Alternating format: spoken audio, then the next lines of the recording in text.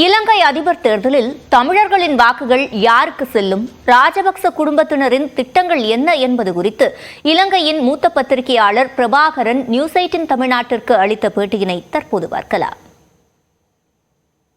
2019 இலங்கை அதிபர் தேர்தல், 2024 இலங்கை அதிபர் தேர்தல், இது இரண்டுக்குமான வித்தியாசம், களம் மாறி இருக்கா? நிச்சயமாக களம் மாறி இருக்கின்றது.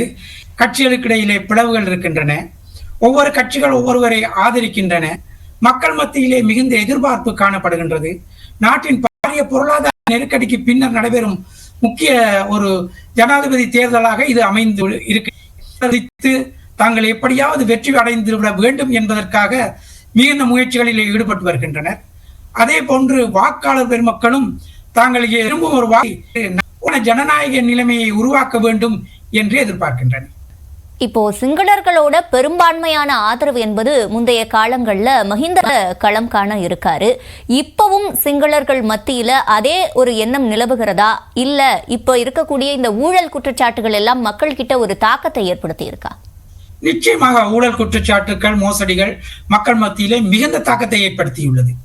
அந்த வகையிலே கடந்த தேர்தல்களில் எதிர்பார்க்கப்பட்டது போல இந்த தடவை எதிர்பார்க்க முடியாது.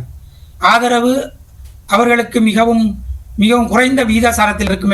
அந்த ஒரு நிலைமையை மறந்து அந்த ஒரு நிலைமை மீண்டும் வரக்கூடாது என்ற ஒரு காரணத்துக்காகத்தான் இந்த தேர்தலே நடைபெறுகின்றது என்று கூறலாம்.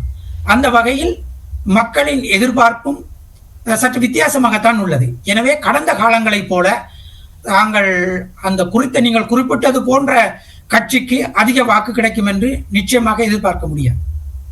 அப்ப ராஜபக்ச குடும்பத்திற்காக அப்படின்னு தனிப்பட்ட வாக்குகள் இருந்து வந்த சூழல்ல இப்போ அதிருப்தியில இருக்கக்கூடிய மக்கள் அந்த வாக்குகளை அடுத்ததா வேற யாருக்கு செலுத்துறதுக்கான வாய்ப்புகள் இருக்கு?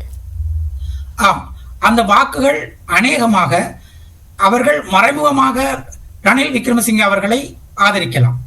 அந்த வகையில் அந்த வாக்குகள் அவருக்கு செல்வதற்கான வாய்ப்புகள் இருக்கின்றது. ரணில் விக்ரமசிங்கே இப்ப சுயேட்சை வேட்பாளரா களம் காண்றாரு. இதை ஸ்ரீலங்கா பொதுஜன பெரமுனவுல இருக்கக்கூடிய சில கட்சியாளர்கள் சிலர் மட்டும் அவர் ஆதரிக்கிறதாகவும் செய்திகள்ல பார்க்க முடிந்தது. அப்போ இதுவே SLPPயோட ஒரு தனிப்பட்ட ஸ்ட்ராட்டஜி அப்படின்னு நாம புரிஞ்சுக்கலாமா? இப்ப நமல் ராஜபக்ச மேலையும் மக்களுக்கு அதிருப்தி இருக்கக்கூடும். அதனால ரணில் விக்ரமசிங்கே சுயேட்சையா களம் கண்டா, அவர் வெற்றி பெற்றா அதற்கு பிறகு ஒரு கூட்டணி ஆட்சி அமைக்கலாம் அப்படின்ற ஒரு எண்ணம் இருக்குமா? அதாவது ரணில் விக்ரமசிங்கே அவர்கள் ஒரு கட்சி ரீதியாக போகாமல் ஒரு சுயேட்சை வேட்பாளராக களத்தில் குதித்திருப்பதே ஒரு ஒரு ஸ்ட்ராட்டஜியாகத்தான் பார்க்க வேண்டியுள்ளது. ஏனென்றால் அவர் சார்ந்த கட்சியினர் என்று குறிப்பிடும் போது அவர் ஆதரவுடன் ஜனாதிபதியாக வந்த கட்சியினருக்கு மக்கள் செல்வாக்கு தற்பொழுது மிகவும் குறைவாகத்தான் உள்ளது. எனவே அவர் தன்னை அவ்வாறான ஒருவராக அடையாளப்படுத்திக் கொள்ள விரும்பவில்லை.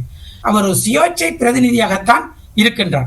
இதன் மூலம் எவர் வேண்டுமானாலும் அவரை ஆதரிக்கலாம் என்ற ஒரு நிலைப்பாடு காணப்படுகின்றது. அந்த வகையிலே அவர் களத்திலே வெற்றி அடைவாரேயானால் பிற கட்சிகளை சார்ந்தவர்களும் அவருடன் இணைந்து செயற்பட முன்வரலாம். அதனை தொடர்ந்து எதிர்வரும் ஒரு பாராளுமன்ற தேர்தல் ஆட்சி அதிகாரத்தை வழங்கலாம். அந்த வகையில் நாம் தேர்தல் முடிவுகள் வரும் வரை அவருடைய நிலைமையை சற்று பொறுத்திருந்துதான் பார்க்க வேண்டும்.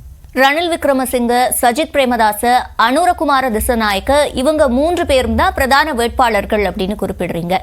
இவர்கள் மூவர்ல இலங்கை தமிழர்கள் மற்றும் மற்ற சிறுபான்மையினரோட வாக்குகள் யாருக்கு சாதகமா அமையும்? சிறுபான்மை தமிழ் மக்களின் வாக்குகள் தெரியும். தமிழ் மக்கள் தாங்கள் ஒரு பொது வேட்பாளர்களையும் நிறுத்தி இருக்கின்றார்கள். அதேவேளை அவர்கள் தேசிய கட்சிக்கு ஆதரிப்பவர்களாகவும் காணப்படுகின்றனர். அங்கு வாக்குகள் சிதறுவதற்கான வாய்ப்புகள் அதிகம் உள்ளன.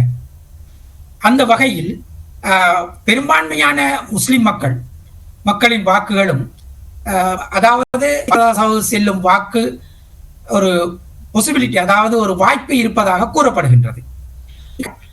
தமிழ் தேசிய கூட்டமைப்பை பொறுத்தமட்டில் கட்சிகளுக்கிடையே கட்சி பிளவடைந்துள்ளது மாத்திரமன்றி ஒவ்வொரு தலைமை நமல் ராஜபக்சவுக்கு கிடைக்கக்கூடிய வாக்குகள் மிக குறைவா அமையும் பட்சத்துல ராஜபக்ச குடும்பத்தில் நமல் ராஜபக்ச 5-10 ஆண்டுகளுக்கு பிறகு சந்தர்ப்பம் இருக்கும்.